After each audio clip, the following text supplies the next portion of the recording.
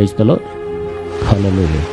ఈ రాత్రి సంపూర్ణ రాత్రి ప్రార్థన ద్వారా ఈ కూడికను ప్రారంభించుకుందాం. వచ్చిన వారందరూ ప్రార్థనలు ఏకీభవించండి. ప్రార్థన. స్తోత్రం స్తోత్రం స్తోత్రం స్తోత్రం స్తోత్రం. పరిశుద్ధుడా, దయగల తండ్రి, కృపగల దేవా, స్తోత్రాలు. ఈ రాత్రి జరుగుతున్న సంపూర్ణ రాత్రి కూడిక మీరు ఆశీర్వాదకరముగా జరిగించి మీ నామాన్ని హెచ్చించుకుని మీరు మహిమ పొందండి. బలమైన ప్రార్థనాత్మతో నింపండి. యుక్తముగా ఎలాగో ప్రార్థించాలో ప్రభువా ఇది మీకు తెలియదు, కానీ ఆత్మ తానే మీలో ఉండి ఉపసరింప సఖ్యము కాని మూలుగులతో ఇదిగో ప్రార్థింపజేయుచున్నాడని దేవా, మీ సన్నిధిని మాతో ఉంచి తండ్రి యుక్తముగా ప్రార్థించుట ప్రార్థనాత్మతో మమ్మల్ని నింపండి. మీరు బలపరచండి. మీరు తోడుకొచ్చిన నీ ప్రజలను బట్టి స్తోత్రాలు. ఇంక నువ్వు రావాల్సిన ప్రతి ఒక్కరిని ప్రేరేపించి తోడుకురండి తండ్రి. పాటలు పాడుచున్న వారిపైన ఆత్మను ఉంచండి. అలాగే తండ్రి వాక్యోపదేశంలోను ఆరాధనలోను ఆరాధన అభిషేకాన్ని అలాగే వాక్య అభిషేకాన్ని దేవా మా మధ్యలో ఉంచమని తండ్రి, అలాగే వాక్య పరిచర్యలో మీ సన్నిధి మాతో ఉంచి మాతో ప్రతి ఒక్కరితో కూడా మీరు మాట్లాడమని ఈ కూడికని కృపగల హస్తాలకు అప్పగిస్తూ నజరేయుడైన యేసు నామంలో ప్రార్థిస్తూ ఉన్నాను పరమ తండ్రి. ఆమేన్.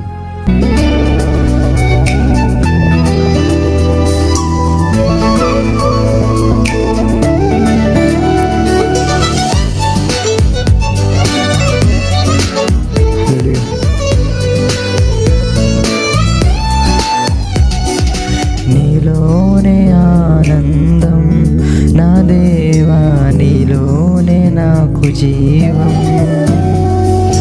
నీలోనే ఆనందం నా దేవా, నీలోనే నాకు జీవం.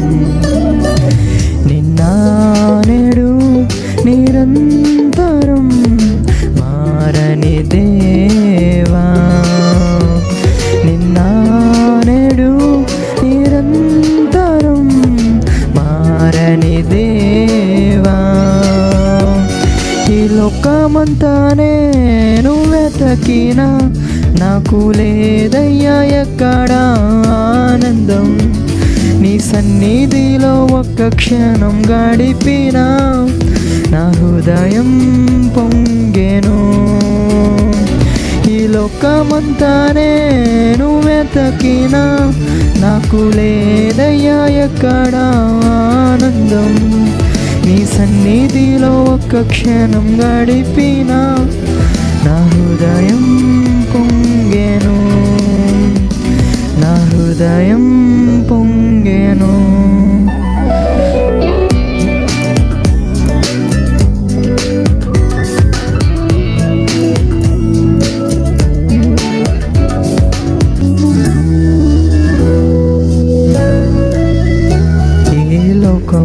ఒక మాయని తెలుసుకున్నాను, ఏది నా సొంతము కాదనుకున్నాను.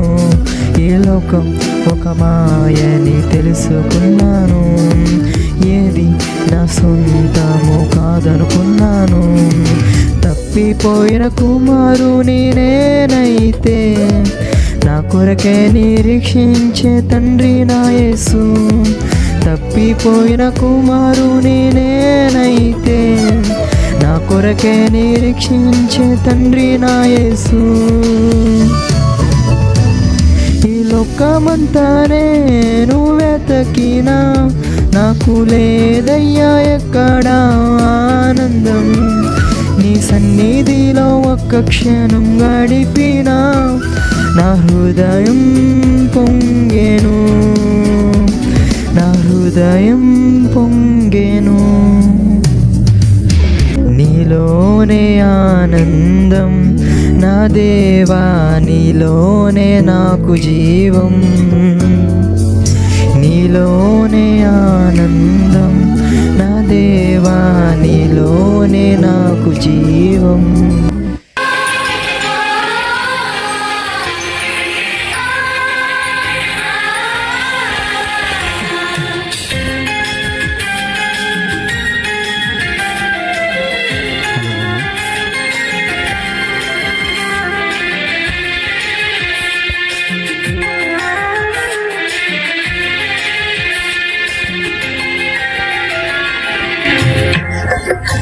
ఎరిగి ఉన్నానయ్యా నీకేది అసాధ్యము కాదని తెలుసుకున్నానయ్యా, నీవెప్పుడు నేను చేస్తావని.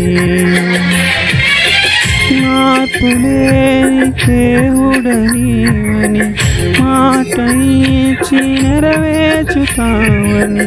మార్పులేని దేవుడనీవని మాట ఇచ్చి నెరవేర్చుతావని. మారని వాగ్దానమును మా కొరకు దాచించినావని. ఉన్నానయ్యా, నీకేది అసాధ్యము కాదని తెలుసుకున్నానయ్యా, నీవెప్పుడు నేను చేస్తావని.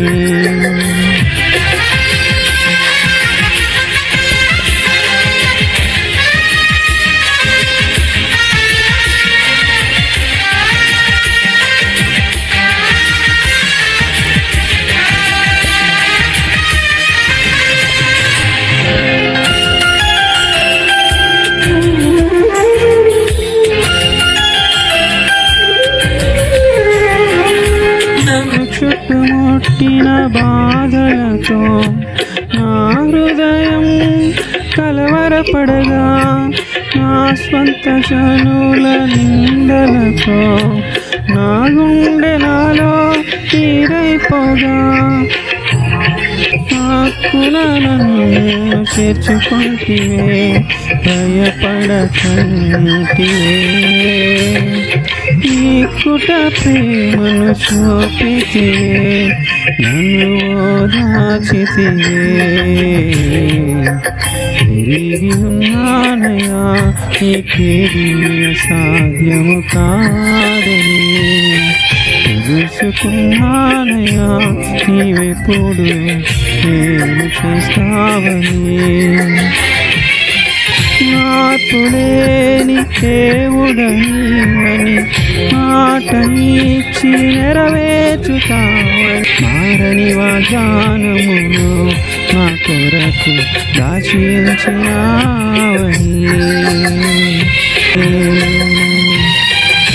తిరిగి ఉన్నానయ్యా, నీకేది అసాధ్యము కాదని.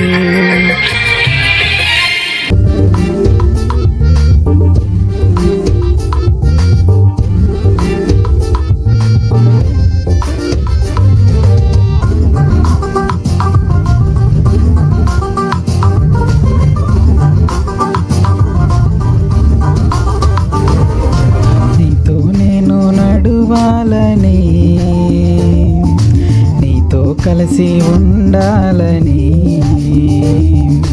నీతో నేను నడువాలని, నీతో కలిసి ఉండాలని. ఆశయ చిన్న ఆశయ ఓ యేసయ్య, నీవే తీర్చాలయ్యా. ఆశయ చిన్న ఆశయ ఓ యేసయ్య, నీవే తీర్చాలయ్యా.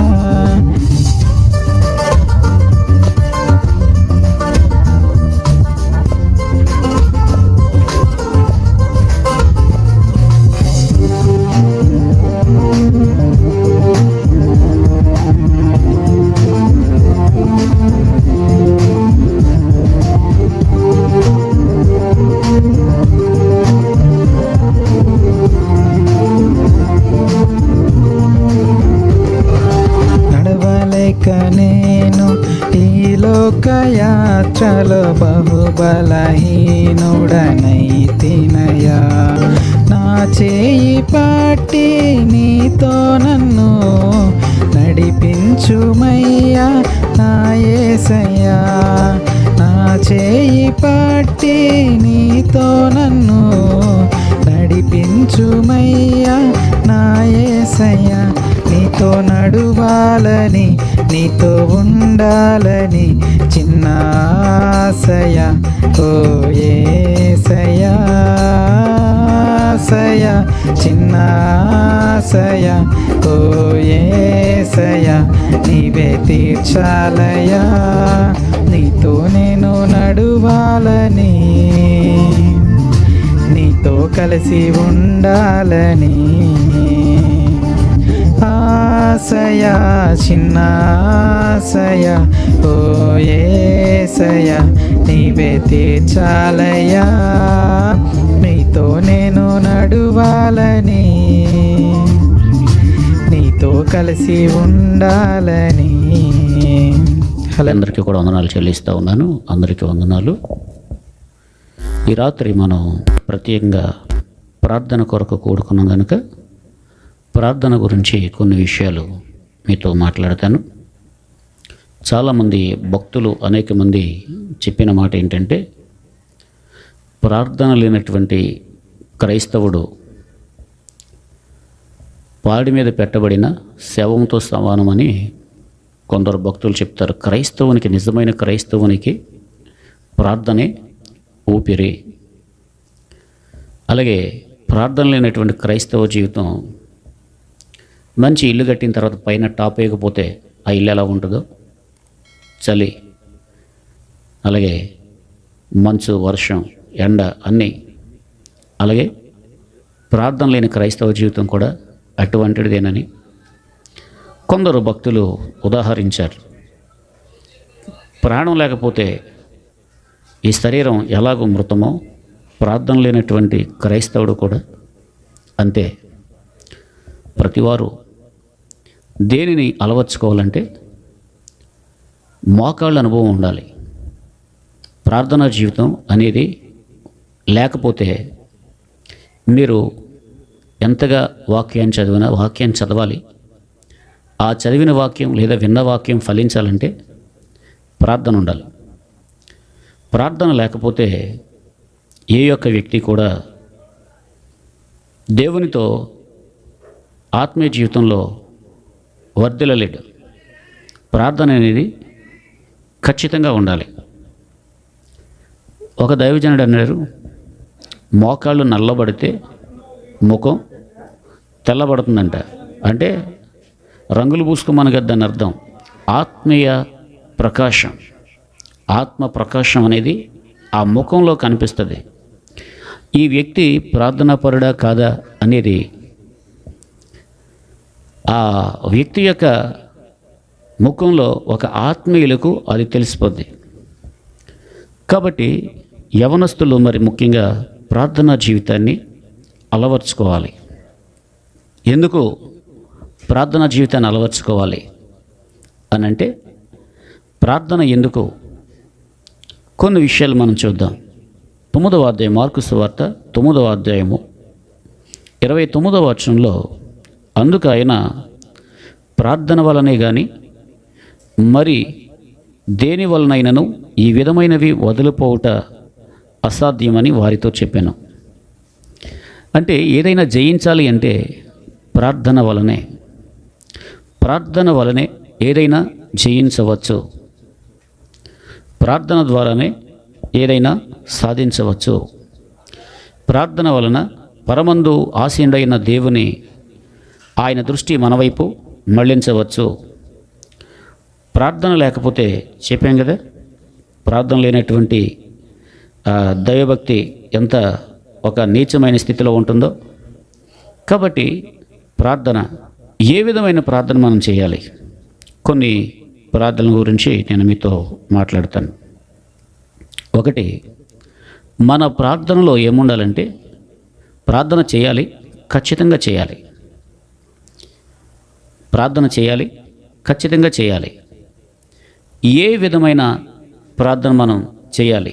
మన ప్రార్థనలో ఏముండాలంటే, మన ప్రార్థనలో ఒకటి, పాపపు ఒప్పుకోలు ఉండాలి. మన ప్రార్థనలో ఏముండాలి? ప్రార్థన చేసినప్పుడు పరిశుద్ధుడైనటువంటి దేవునితో ఒక వ్యక్తి కనెక్ట్ అవ్వాలంటే పాపపు ఒప్పుకోలు లేకుండా ఏ యొక్క వ్యక్తి పరిశుద్ధుడు కాలేడు.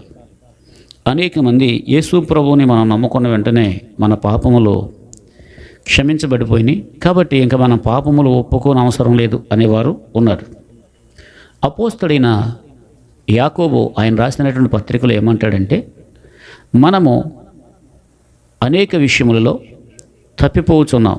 శరీరంతో మనుషుడు ఉన్నాడు గనుక అతని యొక్క చూపులోనూ వినికిడిలోనూ నడకలోనూ ఒకవేళ శారీరకంగా అతడు దేవుని భయమును బట్టి శారీరకంగా పాపం చేయకపోవచ్చు, కానీ మానసికంగా ఏం చేస్తాడంటే అతడు తన హృదయంలో తప్పిపోతాడు.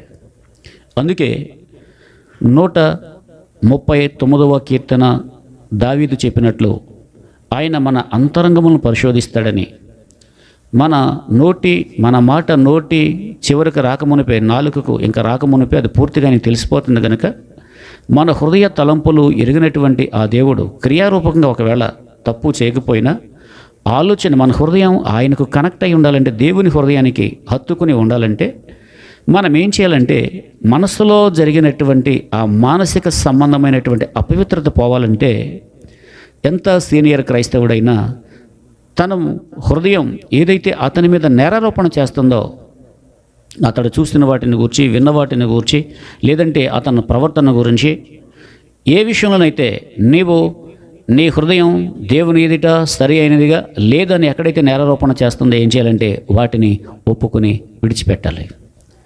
ఏం చేయాలి? పాపపు ఒప్పుకోలు ఉండాలి. యోనా గ్రంథం, నినివే పట్టణస్థులు వీళ్ళు దేవుని దృష్టికి చాలా ఘోరంగా ప్రవర్తిస్తున్నారని దేవుడే వారిని గూర్చి తెలియజేశాడు. అయితే ఈ పట్టణానికి దుర్గతి కలగబోతుందని చెప్పు అని యోనా ప్రవక్తను పంపించాడు.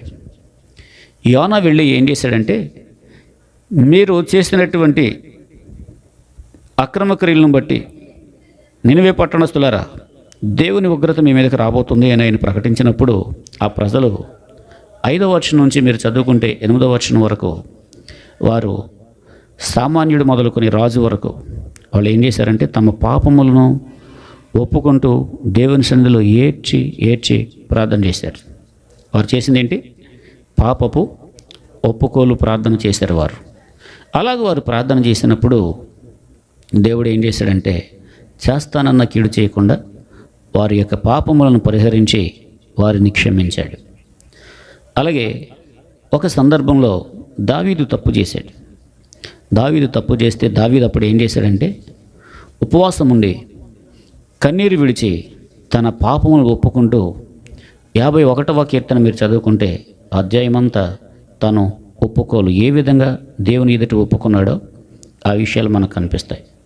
కాబట్టి ప్రార్థన ఎలాగూ చేయాలంటే మొట్టమొదటిగా దేవుని ఎదుట మన హృదయాన్ని మనం సరిచేసుకుంటూ దేవుని సన్నిధిలో మనం పాపములను ఒప్పుకుంటూ దేవుని సన్నిధిలో ప్రార్థన చేయాలి.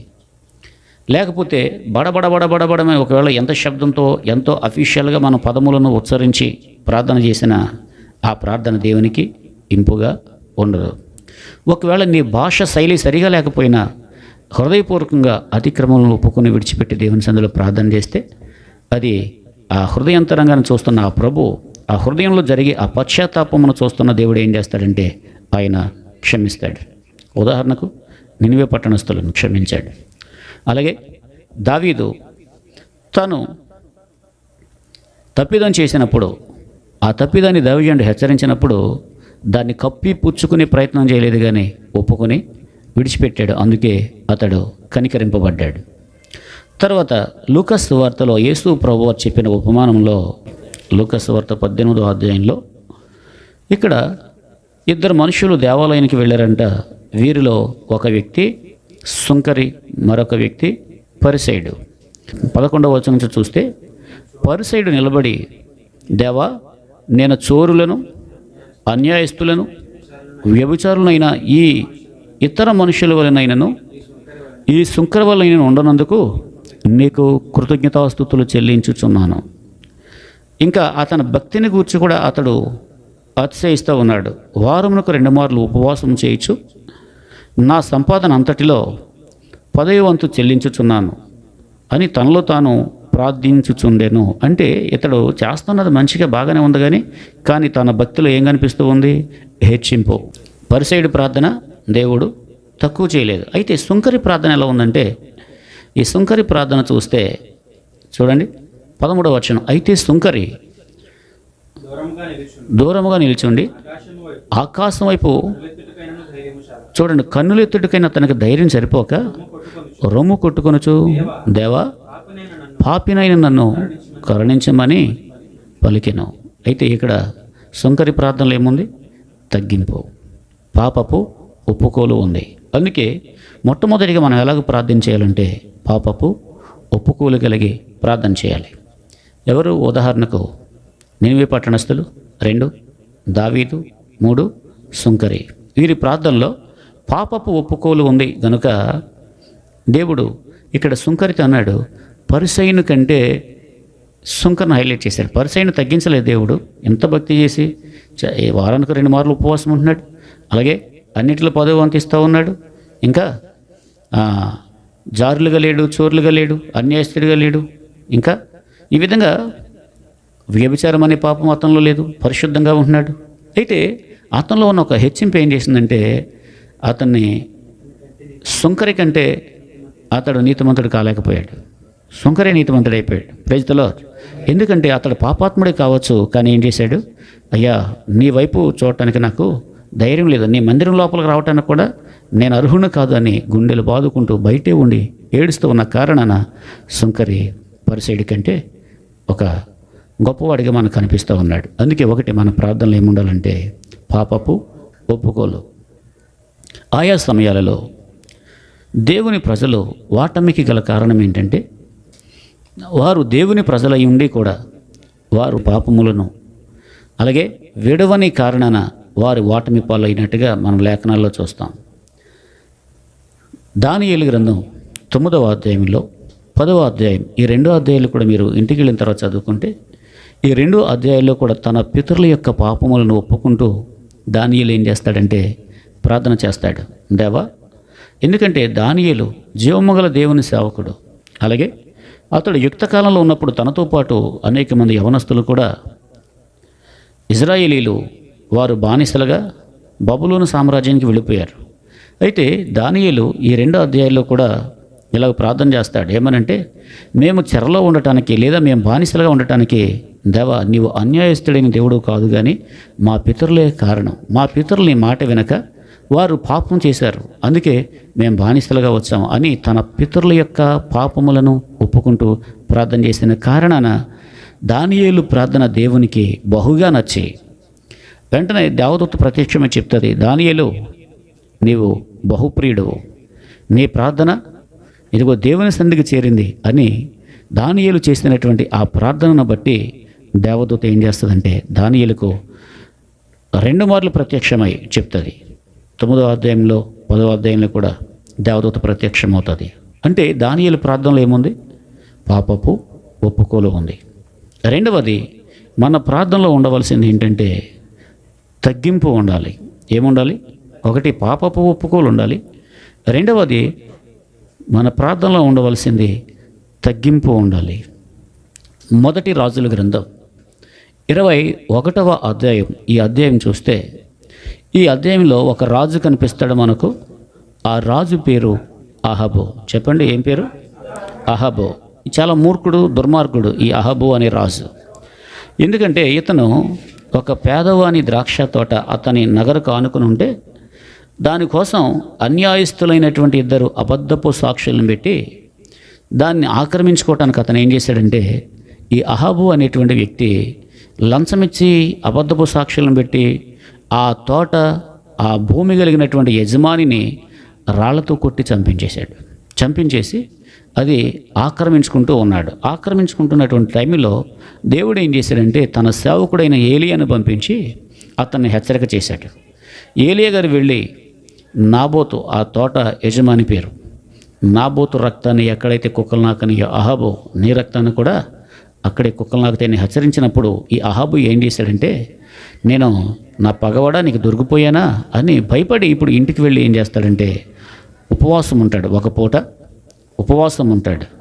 అప్పుడు దేవుడు ఒక సాక్ష్యం చెప్తాడు ఏలియాతో. ఏమనంటే మొదటి రాజుల గ్రంథం 21వ అధ్యాయము 27వ వచనం చదవండి. 27వ వచనం. ఇదిగో అహాబు ఒక్క పూటే ఉపవాసం ఉన్నాడు. రాజు అయ్యుండి ఒక్క పూట ఉపవాసం ఉంటే దేవుడు ఏం చేశాడంటే అతడు దేవుని సన్నిధిలో తమను తాము రాజైనప్పటికీ కూడా అతడు దేవునికి భయపడి తమను తాము తగ్గించుకుని చేసినటువంటి ఆ ప్రార్థన దేవుడు ఆలకించి ఏం చేశాడంటే చేస్తానన్న కీడు వాయిదా వేశాడు. చేస్తానన్న కీడు ఏం చేశాడు? ఇది అతని కాలంలో కాక అతని కుమారుల కాలంలో రప్పిస్తానని అంటే కేసు వాయిదా వేశాడు. పనిష్మెంట్ తప్పదు కానీ ఏడుస్తున్నాడు కదా, ఉపవాసం ఉన్నాడు కదా అని దేవుడు ఏం చేశాడు? కొంచెం వాయిదా వేశాడు. అందుకే సొలొమోను ప్రార్థనలో కూడా అతను మందిరాన్ని కట్టించినప్పుడు ఎలా ప్రార్థన చేస్తాడు? దేవా, ఎవరైతే ఈ మందిరానికి వచ్చి తమను తాము తగ్గించుకొని తమ అతిక్రమం విడిచిపెట్టి ఎవరైతే మందిరంలో ప్రార్థన చేస్తారో, ఎవరైతే తమను తాము తగ్గించుకుని నీ వైపు తిరుగుతారో మీరు వారి ప్రార్థనలు ఆలకించాలి అంటాడు. అందుకే ఒకటి, అతిక్రమం ఒప్పుకొని విడిచిపెట్టి ప్రార్థన చేయాలి. 2, తమను తాము తగ్గించుకుని ప్రార్థన చేస్తే దేవుడు ఆలకిస్తాడు. నేను అని ఎప్పుడు కూడా దేనిని బట్టి కూడా మనం ఏ విషయంలోనైనా దేవుడు మంచి జాబ్ ఇచ్చినా లేదా మంచి ఆరోగ్యం ఇచ్చి కష్టపడటానికి మనకు రెక్కలు మంచి ఆరోగ్యం ఇచ్చి కష్టపడే ఆ కృపనిచ్చినా నేను లేకపోతే అని కాలు ఎగరేసామా అయిపోయింది. కాబట్టి ఎప్పుడైనా ఏ విషయంలోనైనా ప్రభువా ఇది నేనేమయ్యానా అది కేవలం మీ కృపే. సేవకుడిగా నేనైనా సరే నేను కాబట్టి అని ఒకవేళ సేవను బట్టి అతిశయించినా అయిపోయినట్టే. కాబట్టి ఏం చేయాలంటే తగ్గింపు. యేసు ప్రభువారు ఒక ఉపమానం చెప్పారు. 2 ఫ్రెండ్స్ ఉన్నారు. దూరం నుంచి ఒక ఫ్రెండ్ అతని స్నేహితుడు మరొక స్నేహితుడి దగ్గరికి వచ్చేసరికి అర్ధరాత్రి అయింది. అయితే అదే ఊరిలో ఇతడు వెళ్ళి తన స్నేహితుడు అంటే ఆ ప్రాంతంలో ఉన్న స్నేహితుడి దగ్గరికి వెళ్ళి, రే, దూర ప్రాంతం నుంచి నా స్నేహితుడు వచ్చాడు, ఆకలితో వచ్చాడు, కాబట్టి ఇంట్లో ఏమీ లేదు పెట్టడానికి, ఏమన్నా 2 రొట్టెలు ఉంటే బదులిమ్మని చెప్పేసి అంటే అతడు ఏం చేస్తున్నాడంటే పడుకుని లేవట్లే. నా పక్కలో పిల్లలు ఉన్నారు, నేను ఇవ్వలేను అవతల బో అంటున్నాడు. ఇతను ఏం చేస్తున్నాడు?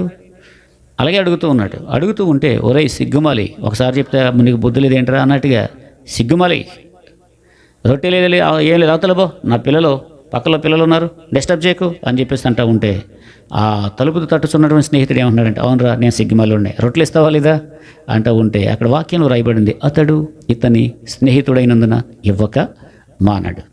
అంటే ప్రార్థన ఎలా చేయాలి అంటే తమను తాము తగ్గింపు లేకపోతే సిగ్గుమాలి అన్నందుకు ఏం చేస్తాడు? ఎవరన్నా సిగ్గుమాలుడు అంటే వెంటరా, సిగ్గుమాలోడా నువ్వే సిగ్గుమాలోడు అని అలాగ తిట్టుకుంటూ వెళ్ళిపోవాలి. కానీ అలాగన్నప్పటికీ కూడా అతను అడుగుతున్నాడంటే ఆ స్నేహితులు ఏముంది? తగ్గింపు. హల్లెలూయా. ఇంకా ప్రార్థనలో ఏముండాలి అనంటే ప్రార్థనలో విసిగిపోకూడదు. హలో, మీరు పాటలు పాడమంటే చాలా పాటలు పాడతారు, ఆరాధన కూడా ఎక్కువ టైం చేయొచ్చు, కానీ చేయలేనివి 2 ఉన్నాయి. ఒకటి క్రైస్తవులు చేయలేనిది ప్రార్థన, 2 బైబిల్ స్టడీ. బరువేం కాదు, కష్టమేం కాదు, కానీ చూడండి వార్తాపత్రికలు ఈ చివరి నుంచి ఆ చివరికి తిరిగేస్తారు. లోకంలో వార్తలు చాలా చూస్తారు. వాక్యం అనేసరికి, బైబిల్ అనేసరికి 1 పేజీ చదివేసరికి ప్రపంచంలో ఉన్న పుస్తకాలన్నీ చదివేసినంత ఫీల్ అయిపోతారు. అంటే చాలామంది చదివేవారు ఉన్నారు, తక్కువ మంది ఉన్నారు. ఎక్కువ మంది క్రైస్తవులు ఏం చేయట్లేదు, అందుకే ఏ వాక్యం ఎక్కడ ఉందో తెలియట్లే. లోకవార్తలు చెప్పమంటే సీఎం ఎవరో చెప్తారు, పిఎం ఎవరో చెప్తారు, పలానా భక్తుడు, ఆ భక్తుడి గురించి ఎక్కడుంది, లేదంటే ఆ భక్తుడి స్టోరీ ఏంటి అని ఒక భక్తుడి గురించి చెప్తే సీనియర్ క్రైస్తవులు కూడా తెత్తే అనేవాళ్ళు ఉన్నారు. అంటే వాక్యము పట్ల ఏముండట్లేదు, శ్రద్ధ ఉండట్లేదు. 2 ప్రార్థన అంటే కష్టమేం కాదు. ఇందాక చెప్పుకున్నాం కదా, ప్రార్థన లేని క్రైస్తవుడు పాడె మీద పెట్టబడిన శవం లాంటి వాడు. కాబట్టి ప్రార్థనే క్రైస్తవునికి జీవం లాంటిది. యవనస్తులు డేవిడ్ బ్రైనార్డ్ అని ఒక యవనస్తుడు, ఆయన యొక్క జీవితం, ప్రార్థనా జీవితం అనేక మందిని ప్రభావితం చేసింది. ఆయన ప్రార్థనా జీవితాన్ని గురించి చదివి డేవిడ్ లివింగ్స్టన్ తాను దేవుని సేవ కొరకు ఆయన ఈ డేవిడ్ బ్రైనార్డ్ అనేటువంటి ఆయన మంచి ప్రార్థనాపరుడు, అనాగరికుల ప్రజల మధ్యలోకి వెళ్ళి తన జీవితాన్ని ప్రభువు కొరకు అంకితం చేసాడు. మంచి ప్రార్థనాపరుడు, ఎక్కువ కాలం బ్రతకలే, కానీ బ్రతికిన కొంచెం కాలం అయినా ఆయన ఏం చేశాడంటే చాలా శక్తివంతమైనటువంటి భక్తి జీవితాన్ని గడిపాడు.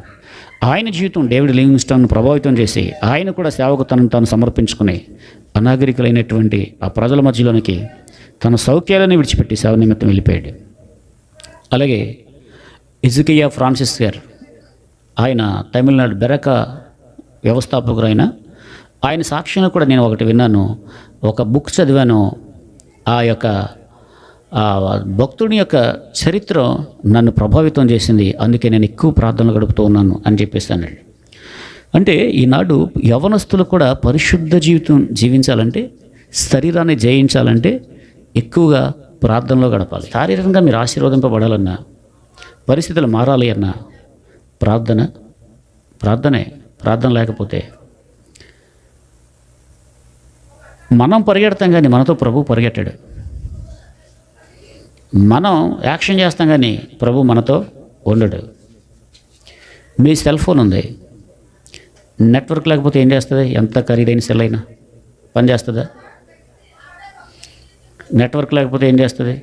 అందుకే ప్రభు నెట్వర్క్లో మనం ఉండాలి. అది కేవలం ప్రార్థన ద్వారానే. ఏ నెట్వర్క్లో? ప్రభు అంటే దేవుని యొక్క టవర్, ఆ సిగ్నల్ మనకు అందుబాటులో ఉండాలంటే ఎక్కువగా ప్రార్థన. అలాగే సెల్ ఫోన్ ఛార్జింగ్ లేకపోతే సెల్ ఫోన్ పనిచేస్తుందా? ఛార్జింగ్ పెట్టడం కోసం ఏం చేస్తాం మనం? ప్రార్థనలో మనం ఫుల్ ఛార్జ్ అయిపోవాలి. ఎలక్ట్రికల్ బోర్డుకి ఛార్జర్ పెట్టి సెల్ ఫోన్ ఎలా ఛార్జింగ్ పెడతామో అలాగే వ్యక్తిగత ప్రార్థనలో ఫుల్ ఛార్జ్ అయిపోవాలి మనం. ప్రైజ్ ది లార్డ్, హల్లెలూయా. అంతేకాదు మనతో పాటు అప్పుడే యేసయ్య ఉంటాడు. ప్రార్థన లేకపోతే నువ్వు పరిగెడతావు కానీ నీతో ఎవరు ఉండరు? యేసయ్య ఉండరు.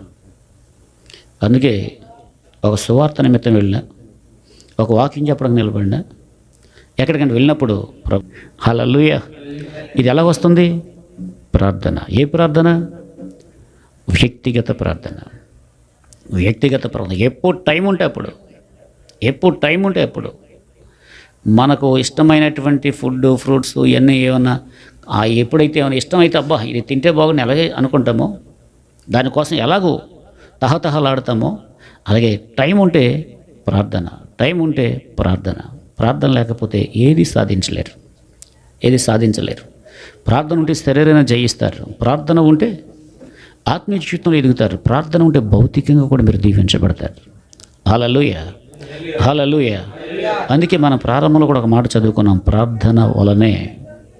ఏ ప్రార్థన? పాపపు ఒప్పుకోలు ప్రార్థన గురించి చెప్పుకున్నాం. 2 తగ్గింపు ప్రార్థన గురించి చెప్పుకున్నాం. 3 ఏది? విసుగక చేసే ప్రార్థన. హల్లెలూయా. కాబట్టి సంఘాల్లో ఏది కుదువైపోతుందంటే ప్రార్థన ఉంటే నీవెక్కడికి పరిగెడితే అక్కడ నీతో ప్రభు కూడా పరిగెట్టుకుంటూ వస్తాడు. మనం బిజీ అన్నిట్లో బిజీ అయిపోతాం కానీ దేనికి టైం లేదు. ఒకవేళ టైం ఉన్నా సెల్ ఫోన్ తీసుకుంటారు, ఆ టైం వేస్ట్ చేస్తాం. కానీ దేవునితో గడపడానికి టైం లేదనుకుంటాం కానీ తెలియకుండానే వాట్సాప్ అని, అదని, ఫేస్బుక్ అని, ఇదని అదని బోల్డంతా టైం వేస్ట్ చేస్తాం. ఎందుకంటే ప్రార్థన ద్వారా కూడా భక్తులు భౌతికంగా స్తోత్ర కార్యాలు చేశారు. హల్లెలూయా.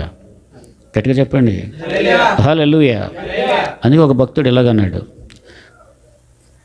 పాటలు పాడేవాడు ప్రజలకు కనపడతాడంట, ప్రార్థన చేసేవాడు కనపడతాడట, ఆరాధన చేసేవాడు కనపడతాడట, పరిచర్య చేసేవాడు కూడా ప్రజలకు కనిపిస్తాడంట, కానీ ప్రార్థన చేసేవాడు ప్రభువుకు ఒక్కడికే కనపడతాడట. హల్లెలూయా.